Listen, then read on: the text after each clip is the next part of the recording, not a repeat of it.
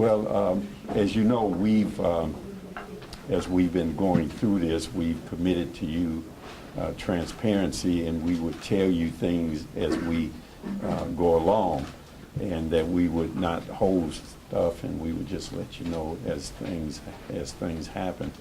As you also know, we've done a review of the supervisors in regards to the chase and the shooting, and we have completed that, made charges, and that resulted in discipline. Now we're in the phase of looking at patrol officers who were involved in the chase, but were not involved in the shooting.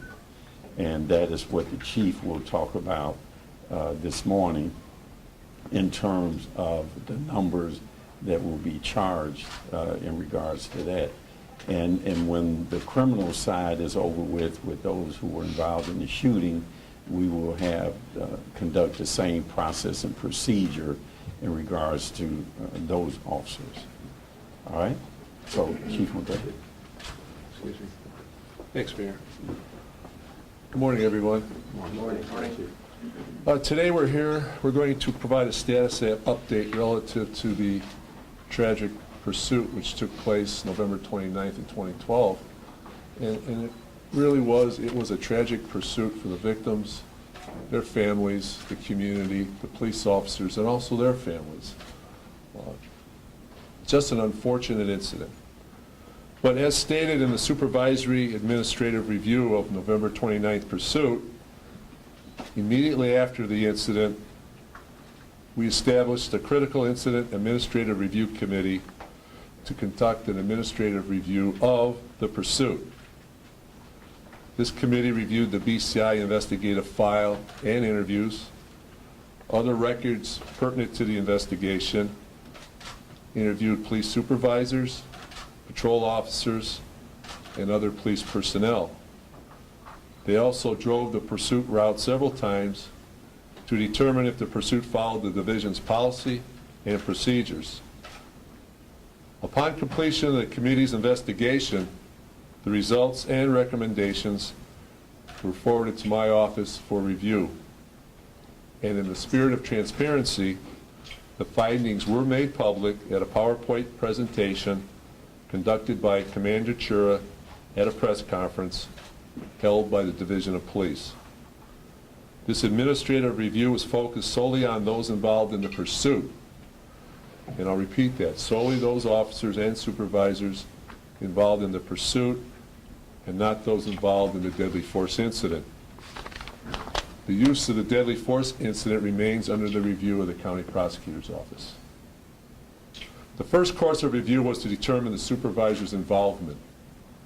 The evidence as presented by the committee indicated that there were 12 police supervisors, which included 1 captain, 1 lieutenant, and 10 sergeants that were involved in administrative infractions concerning the pursuit, which resulted in 9 suspensions, 2 demotions, and 1 termination.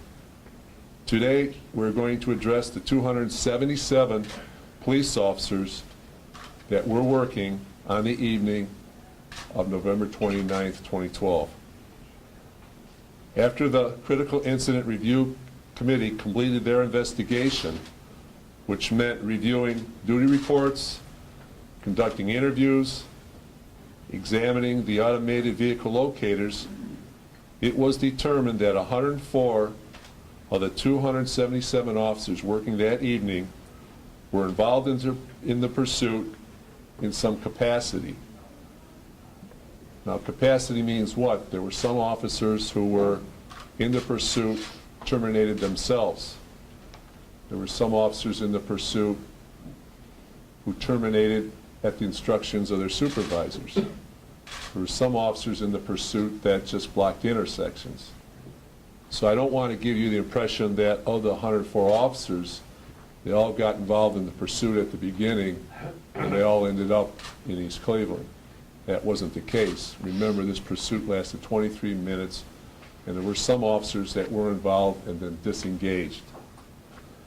After review of the investigative files, we identified 74 74 officers of the 104 officers involved would be facing some form of disciplinary charges concerning violations of our general police orders and our manual of rules and regulations.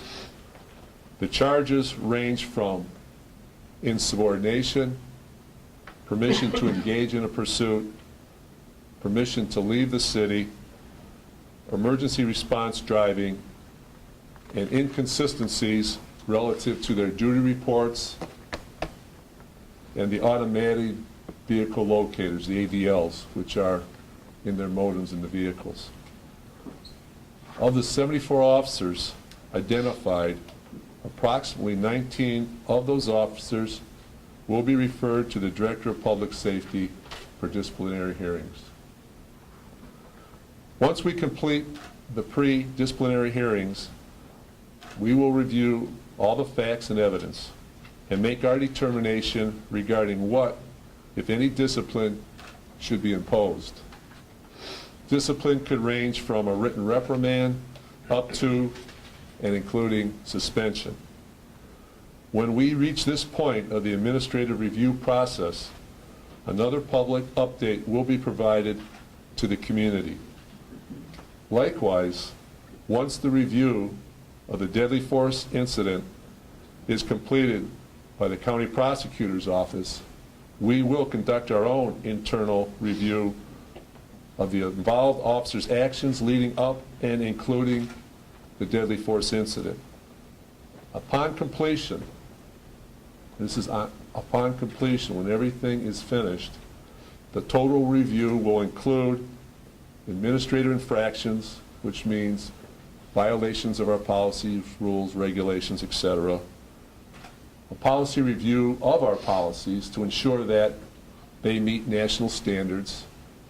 And thirdly, a tactical review to ensure that our training standards also meet national standards.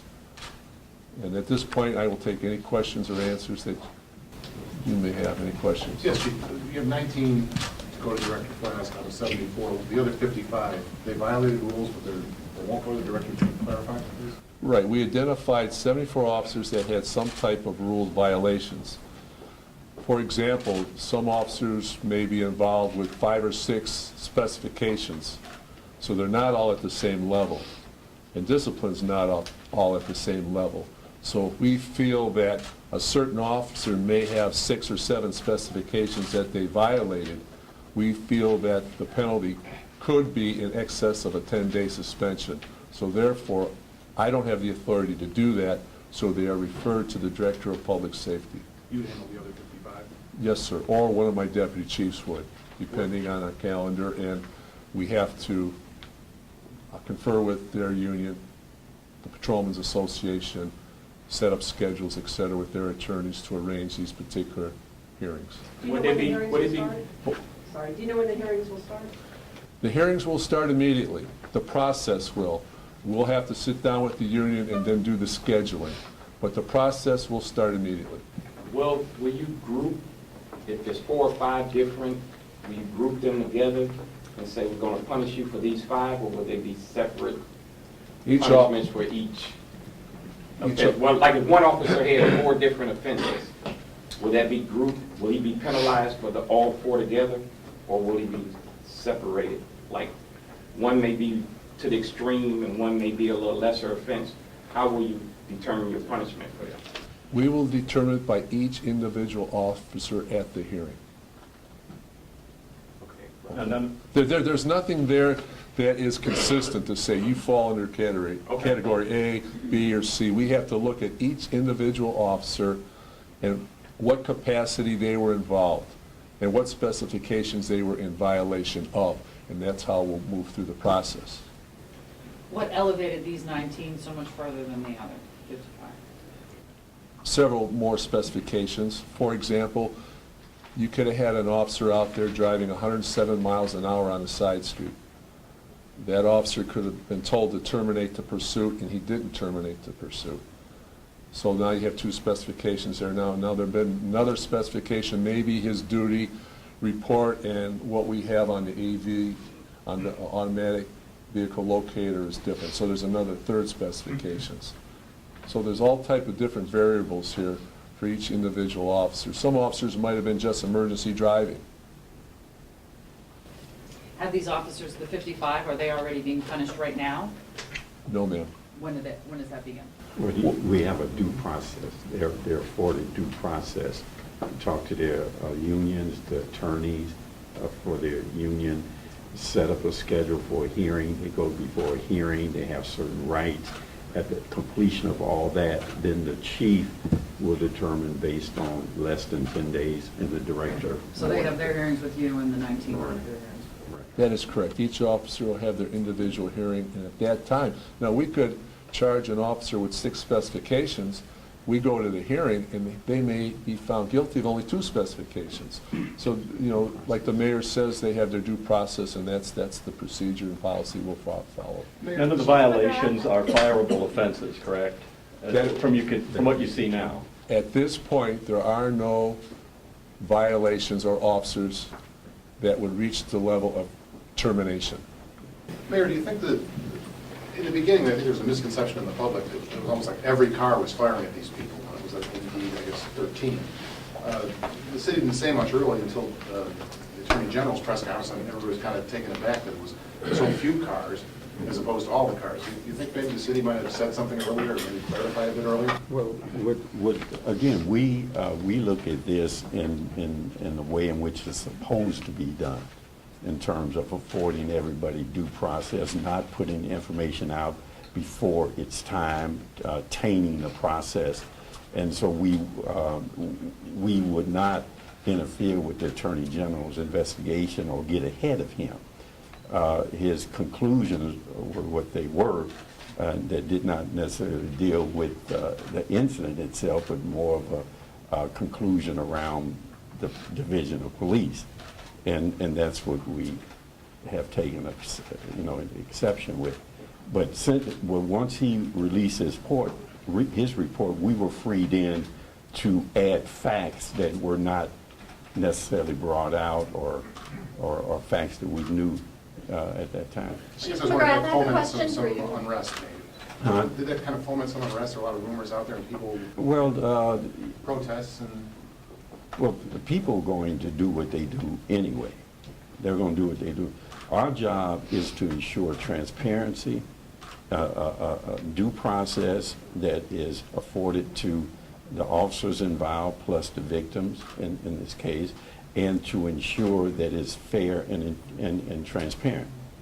Now, if that's not a political consideration or trying to squash rumor consideration, that's really a legal due process consideration, and that's the way we conducted it then, and that's the way we're doing it now. Chief McGrath, I have a question for you. After reviewing all of this information, why do you think so many of your officers broke your own rules on the night of that chase? You know, when we complete the total investigation, we bring it all together, meaning the administrative review concerning policy, our policies and procedures, and our training. I could be more specific to answer that question for you. It's a little premature to answer that question, but I will say this. When all is said and done, we will answer that question, and we will put it in writing. So, Chief. so Thursday changes are coming. How much does it concern you that so many officers broke the rules in one night? There again, you know, it's hard for me to be specific in answering that question. I will say this, though. When those officers started their tour of duty that evening, they started it with good intentions, and they had no intentions to get involved in this. But then things happened. It's unfortunate things happen on both sides. I mean, this is a tragedy, like I said. We have victims out there. We have 2 people that were fatally shot. We have their families. We have the community's concerns. And then we have our police officers. We have to worry about them, the officers involved not only in the deadly force incident, but the officers involved in the pursuit, and their families. This is a tragedy for everybody. But I will say this, of the 277 officers, and then we identified 104, there's nobody that came to work that evening that ever would want to get involved in this situation. But it's now my job, the mayor's job, the safety director's job is to go through this, do it right, get the facts. And if we made mistakes or if we have policies that need to be fixed, we'll do that. But this is a process, and you know, folks always win. It's not about win. It's about right. Let's get it right, and let's do it right, and that's what we're going to do. You must Last understand, though, that the Attorney General has said that this was a systemic failure. When you hear 75 officers, that is a huge chunk of officers that didn't do what they were supposed to do. Who ultimately is responsible for that? And that will come out in the end. You know, I'm not going to be premature and point fingers or identify people, but I will tell you, at the end, when everything is said and done, and we put it all together, we will come out with a report, and it will be in writing of what we believe, with the facts we have, contributed to this particular tragic incident. But I may add to that, did you have an opportunity to review the DVD that Commander Chura produced? No, I did not see that. You know, if you have that opportunity, you will see there was clear incidents where people took charge, did what they were supposed to do, and they kind of minimized things. There were other times when people didn't do what they were supposed to. So it wasn't as if everybody was out of control. It was more about people who did what they were supposed to do, supervisors who took charge, who supervised in the right way, and those who didn't. And there were officers who obeyed, and there were those who didn't. So it were choices made, and it's very clear in the DVD, and you can hear it and you can see it. So I would suggest if you got that. I understand choices were made, but isn't it kind of like the rule that it's not really your choice? Is my point. Well, no, that's not so. It is you. That's why you held accountable. I mean, if in fact it's not my choice, then I can do anything I want and not be responsible. What I mean is the and department accountable. rules should define what the choice is. That's correct, and that's what we're doing. And we're holding them accountable to department rules. They knew the rules, and some decided to obey, some decided not. And that is why we provide due process to determine, based on circumstances and the evidence and all that, which ones did, which ones did not. And as the chief said, there may be mitigating circumstances that will come out during the hearings that will lead us to a different conclusion, different from the charges that we brought. Thank you.